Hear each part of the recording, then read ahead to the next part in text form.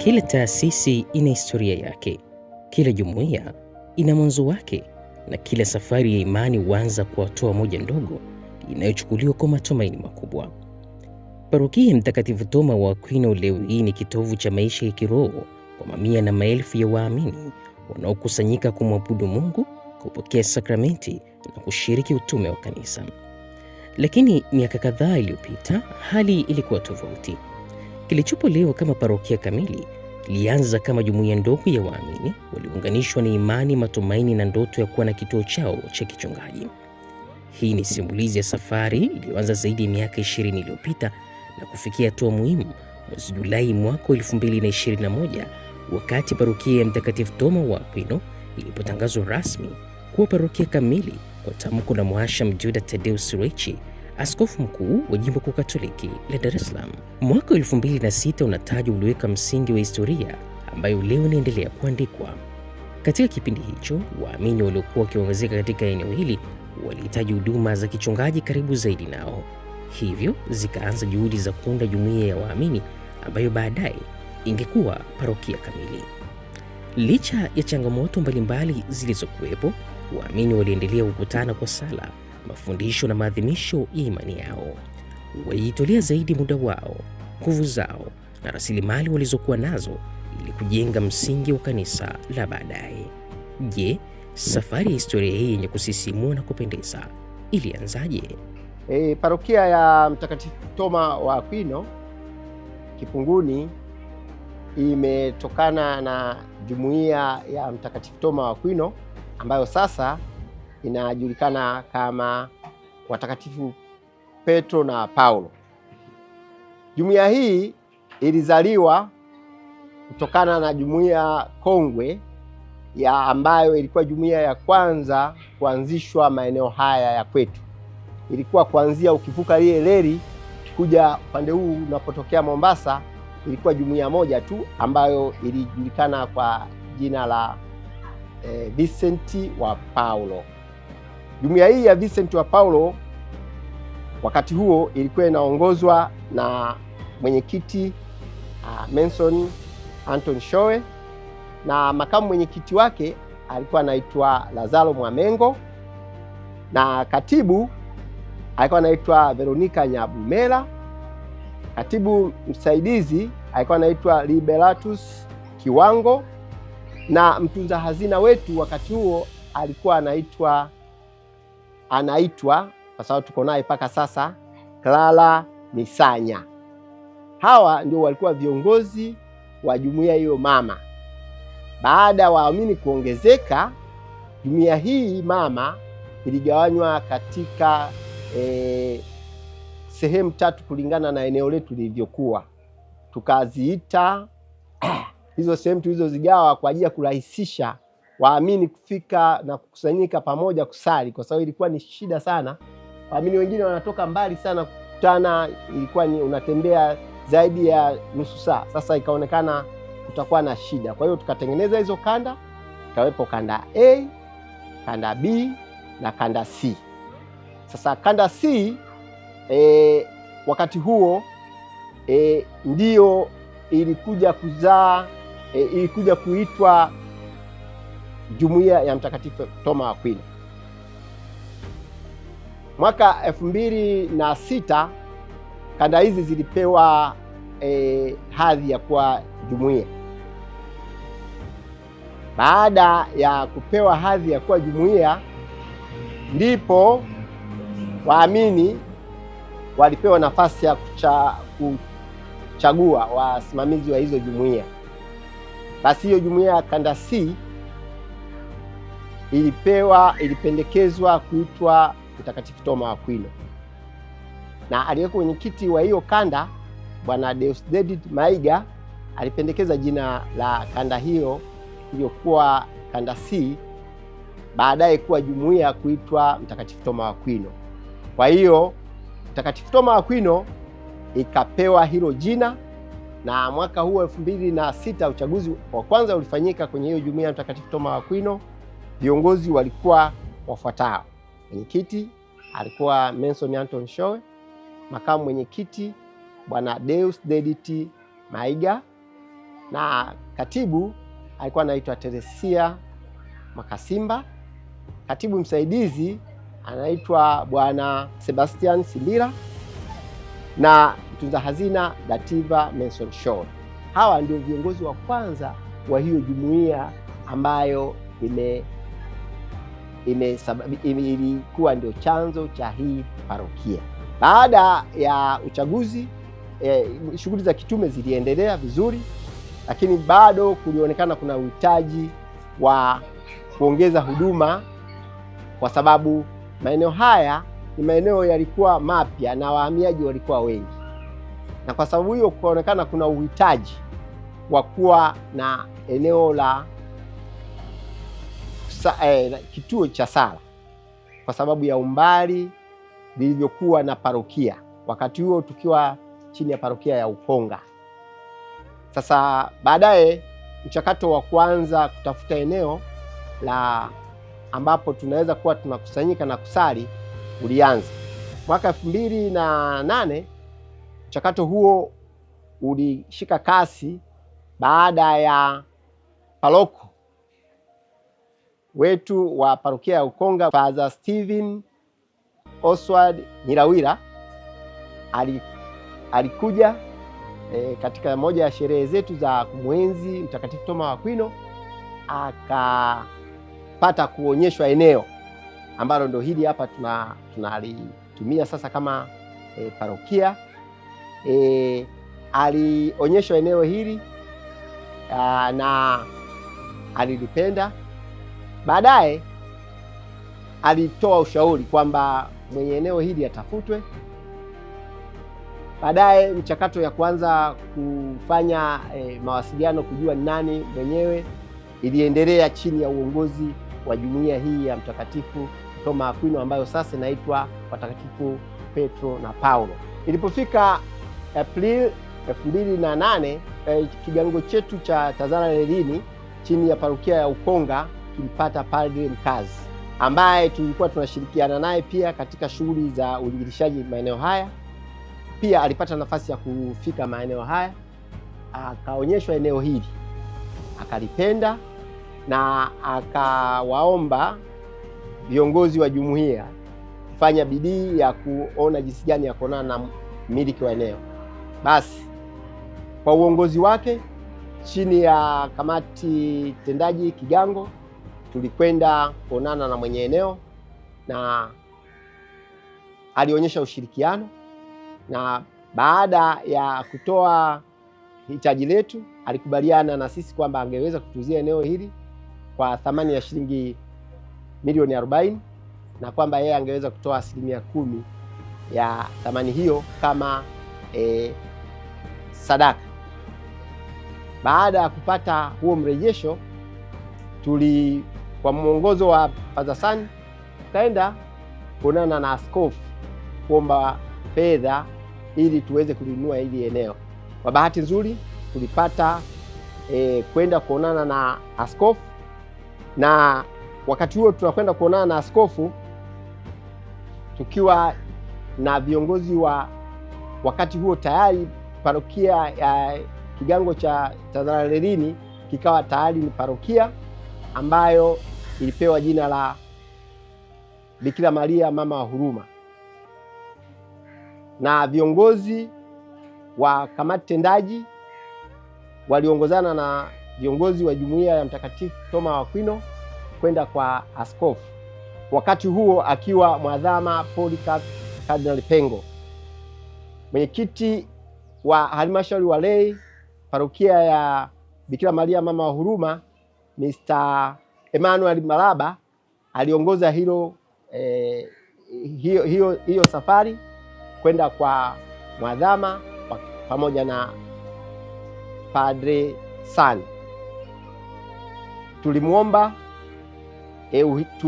tulimweleza uhitaji wetu, akapokea kwa mikono miwili na kutukopesha hiyo thamani ya ununuzi wa eneo hili milioni 36 na kutuandikia hundi siku hiyo hiyo ambayo ilikabidhiwa kwa mmiliki, tukawa tumemiliki eneo.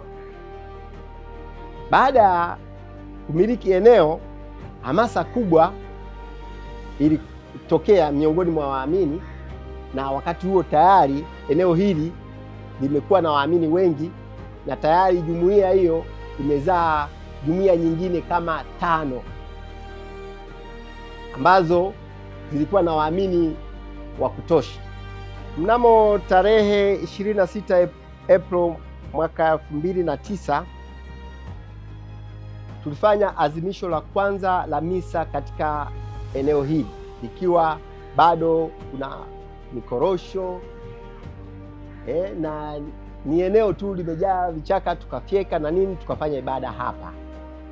Lengo la ibada hii kwa mwongozo wa Baba Sani ambaye alikuwa paroko wetu ilikuwa ni kufanya harambee kwa ajili ya kupata fedha kwa ajili ya kwanza kurudisha deni tuliokuwa nalo kwa Baba Kardinali Polycarp Pengo ambayo tukopesha kwa ajili ya ununuzi wa eneo hili.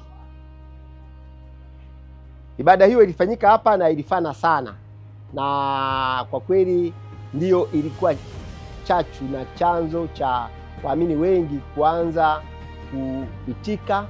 Baada ya hiyo misa tulipata waamini wengi sana ambao wengine kwa sababu tu moja au nyingine walikuwa tu wamekaa wamejifungia hawashiriki jumuiya na hivi.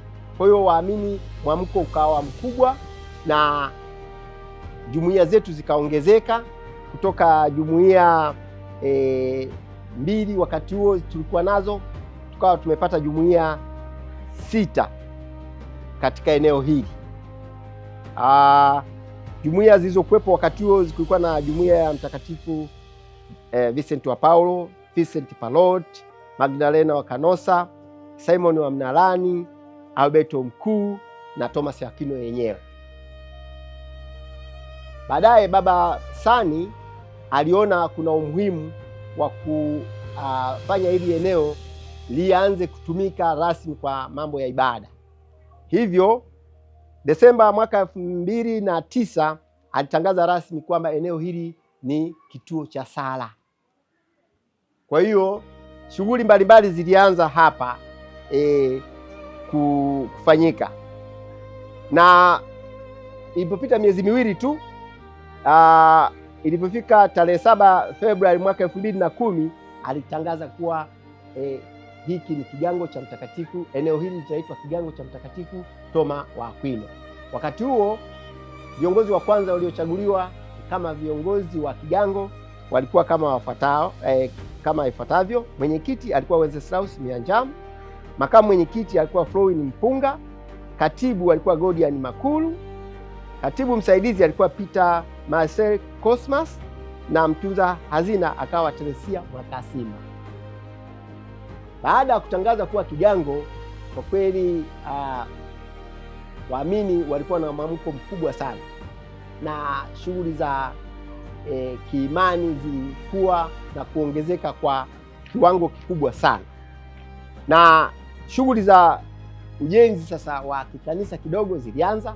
Tulifanya kikanisa kidogo hapa na waamini wakaanza kusali hapa kila Jumapili, na padre kutoka mji mpya Ledini, parokia yetu ya Bikira Maria Mama wa Huruma, alikuwa anafika hapa kutoa huduma mbalimbali pamoja na kuendesha misa za kila Jumapili. Baadaye ongezeko la waamini likawa kubwa sana,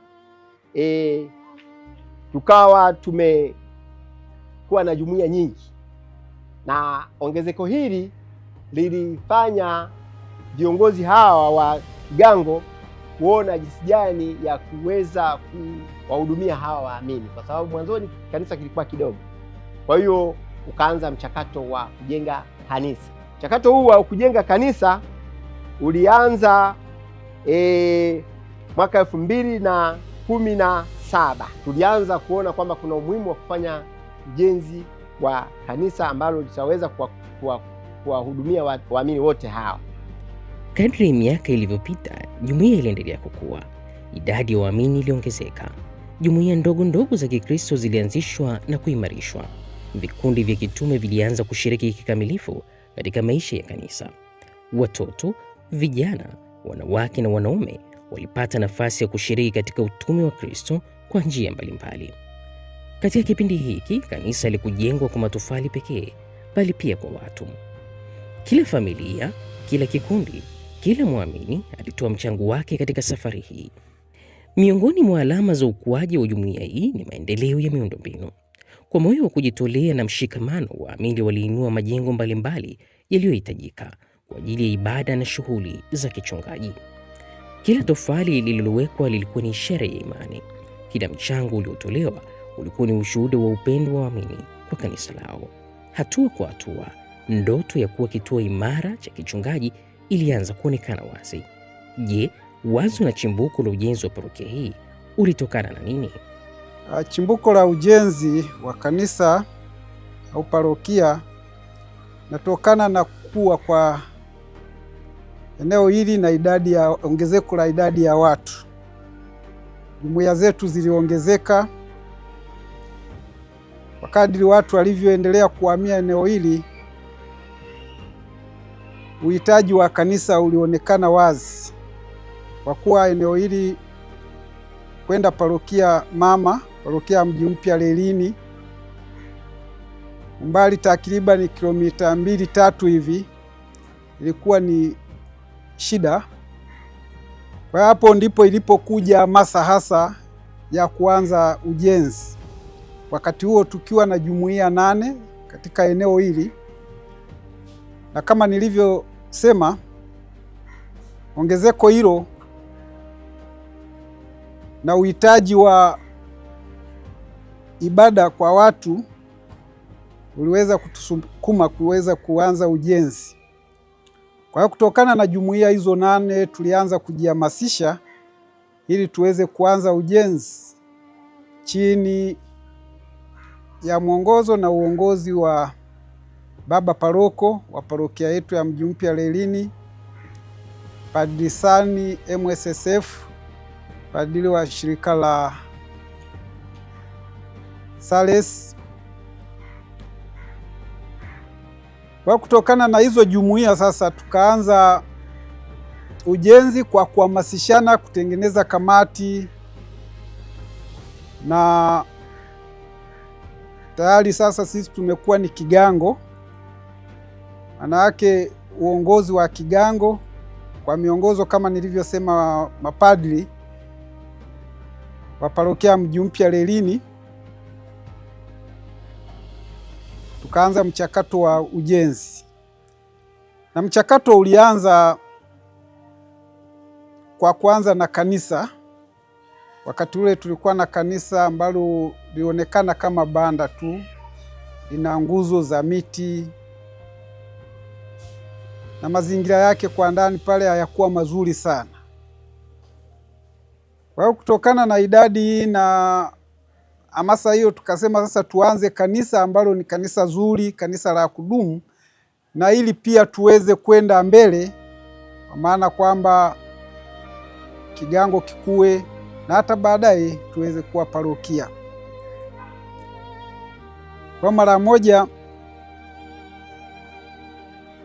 uongozi wa kigango litengeneza kamati ya ujenzi.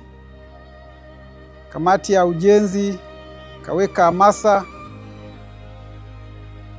na hamasa hizi na zilitegemea wakati wote mwongozo wa kanisa, kama ambavyo kanisa huwezi ukaruka hierarkia.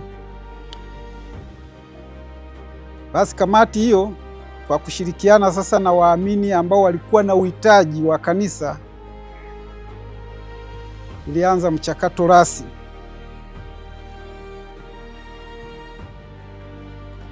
Na kamati ilikuwa na watu ambao ni wataalamu wa ujenzi,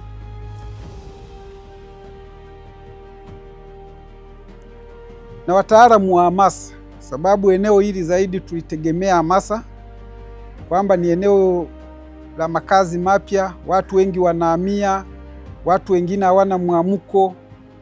Kwa hiyo ili tuweze kufanya ujenzi ilitegemea zaidi hamasa, na hamasa hizi sasa tulifanya kwa makundi mbalimbali, mfano kundi la kina mama, kundi la vijana na kundi la wazee.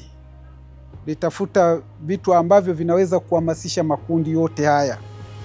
Kwa mfano, kwa vijana kama ambavyo wao walivyo, tuliweka hamasa ya michezo kwa vijana, mpira wa miguu, kwaya, ziara, wapeleka sehemu tofauti na kwenda kusali na vijana wa maeneo mengine.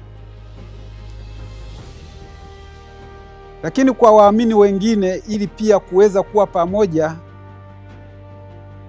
tuliweka pia hamasa ya michezo,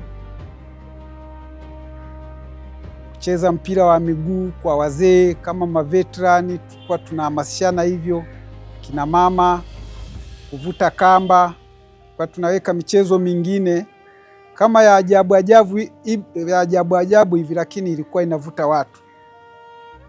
Sasa kutokana na hamasa hizi, basi watu wakawa wanaongezeka, hata wale watu ambao wamekuwa wasali lakini wa eneo hili la karibu wakawa wanavutika kuja kanisani. Kwa hiyo hasa hapa sasa, baada ya ongezeko la watu na watu kuhamasika kwamba tuwe na kanisa, hilo ndilo chimbuko hasa la kuanza ujenzi. Hakika kanisa linatambua mchango mkubwa wa wanawake wa Katoliki katika kuliendeleza kanisa. Je, wanawake wa Katoliki katika parokia ya Kipunguni walihusika katika kiwango kipi katika ujenzi wa parokia hii? Kwanza kabisa tulikuwa tunachangia kupitia jumuiya zetu na kukusanya mchango wetu kwa pamoja na kuleta kwa viongozi na kuleta kanisani. Lakini pia kuna kipindi tulikuwa tunashindana WAWATA na UWAKA. Kwa hiyo tulikuwa tunafanya mashindano hayo na yalisaidia kuleta mchango mkubwa wa pesa, na mara nyingine tulikuwa tunawazidi UWAKA, tunawafunga, tunawashinda, wiki ijayo wanapambana kutupita na sisi tunapambana kuwapita. Kwa hiyo ilileta hamasa kubwa sana. Sana akina mama wamekuwa na mchango mkubwa sana wa ujenzi wa kanisa sana kabisa. Hakuna historia inayojengwa bila watu. Katika safari hii, viongozi mbalimbali wa kanisa waliongoza kwa hekima na kujitoa. Mapadri waliwahudumia waamini kwa bidii, watawa walitoa mchango mkubwa katika malezi ya kiroho, walei walishiriki kikamilifu katika shughuli za maendeleo na utume. Kwa pamoja waliandika sura muhimu za historia ya parokia hii. Padri Erasto Kamugisha wa shirika la Mateso ya Yesu ndiye paroko wa kwanza wa parokia hii. Yeye anatupitisha katika historia baada ya parokia hii kutangazwa rasmi kuwa parokia mnamo Julai 7 mwaka 2021. Je, hali halisi ilikuwaje? Kwa kweli kwanza nianze kwa kumshukuru Mwenyezi Mungu ambaye yeye ndiye ameyaratibisha mambo yote mpaka sasa kwa miaka 5. Namshukuru pia mwasham sana Askofu Juda Tadeus Ruwaichi OFM Kapo, askofu mkuu wa Jimbo Kuu Katoliki la Dar es Salaam, ambaye alipoitangaza hii parokia miaka ile 5 iliyopita alikabidhi kwa shirika la Mateso ya Bwana wetu Yesu Kristo Passionist. Nami nipende sana kumshukuru Padre Josephati Kiwori CP, mkuu wa shirika la Passionist, pamoja na wasaidizi wake, washauri wa Passionist wengine wote, kwamba waliniamini kuwa paroko wa kwanza wa parokia hii, ikiwa bado changa wakati ule, ikiwa haina majengo iliyo nayo sasa, ikiwa bado ina jumuiya chache na waumini wachache, lakini yenye historia nzuri kama ambavyo viongozi hao ambao walikuwepo tangu mwanzoni wanaoyaelewa maisha ya parokia hii wameweza kuyaelezea. Basi tulianza maisha kama parokia tukiwa wachache, tukiwa wanyonge kidogo, kwa sababu kumbuka inatoka Kigango inafanyika kuwa parokia, kwa sababu kutoka parokia Kigango mpaka parokia Teule na parokia Teule mpaka parokia ilikuwa takriban miezi 5 tu. Kwa hiyo bado kulikuwa kama kuna uduni fulani, naweza nikasema. Watu ni wachache walikuwepo, watu wachache walikuwa wanakuja kanisani. Tukaanza kwa kweli taratibu kusali, taratibu ujenzi hapa na pale, na kweli Mungu amekuwa mwema sana kwetu. Tumeweza kujenga, tumeweza kuimarisha utume, maisha ya kiroho, maisha ya sala. Tukaweza kuongeza pia eneo la parokia kwa kununua nyumba na kuongeza eneo na kweli tukaboreka pia kwenye maeneo mengine mengi. ni mambo ya majitoleo ndani ya parokia, majitoleo ngazi ya dekania na hata majitoleo kijimbo. Kila mwaka tumekuwa tukiendelea kupanda na tukiendelea kukua. Japo ni parokia ambayo ina eneo dogo la kiparokia, halina watu wengi sana, lakini wamekuwa ni watu wenye kujitoa kwa kweli, kwa moyo.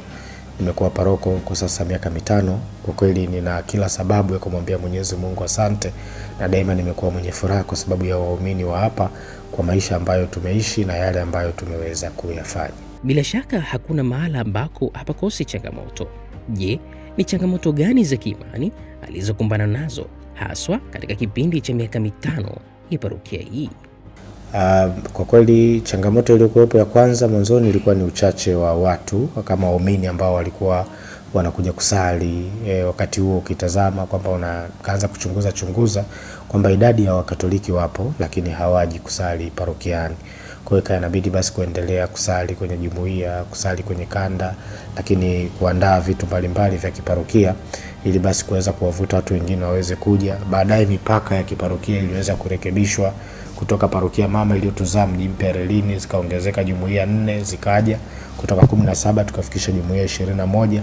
Baadaye zikaja jumuiya 6 kutoka parokia ya Kitunda, lakini kwa sababu zilikuwa kubwa sana hizo jumuiya zenye kaya karibu 70 na kitu, tukazivunja ili kupata ukaribu wa watu kusali na kufahamiana. Basi Mungu mwema tukapata jumuiya 34 na kanda 8 ambazo mpaka leo hii tuko nazo. Kwa hiyo tukapata ongezeko la watu, lakini basi ongezeko lingine liliendelea kuja la watu ambao walikuwepo lakini ambao watu walikuwa hawasali. Kwa hiyo ilikuwa ni changamoto, lakini ambayo haikunirudisha nyuma. Ilikuwa ni changamoto ambayo ilinipa sababu ya kusema hapana, lazima nifanye jambo katika hili. Kwa mfano, nilikuta kuna jambo lingine lilikuwa kubwa la uchumba sugu. Watu wengi wapo kanisani lakini walikuwa washiriki sakramenti ya Ekaristi Takatifu. Ikawa shida sasa pia kwenye maadhimisho.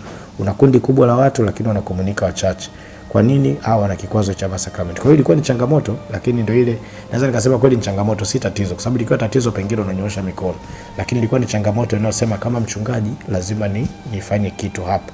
Na kwangu ilinipa hamasa ya kufanya, kwa sababu kuna parokia ambayo niliwahi kuishi, niliwahi kujikuta napambana na uchumba sugu na watu wengi waliitikia kubariki ndoa. Kwa hiyo hata hapa ikanajisemea kwamba hata hapa itawezekana. Kwa hiyo tuna kundi kubwa sana la watu ambao ndoa zao zimebarikiwa wakiwa tayari wanaishi na familia, wako na watoto wao. Kwa hiyo imekuwa sababu ya mafanikio makubwa sana. Je, ana neno gani kwa waamini wa parokia hii hasa baada ya safari hii ndefu ya miaka 5 ya parokia? Neno moja naloweza kuambia kwao, kwa safari ya miaka 5 imekuwa safari nzuri, njema, yani ya kufurahisha. Wameonyesha bidii ya hali ya juu kubwa.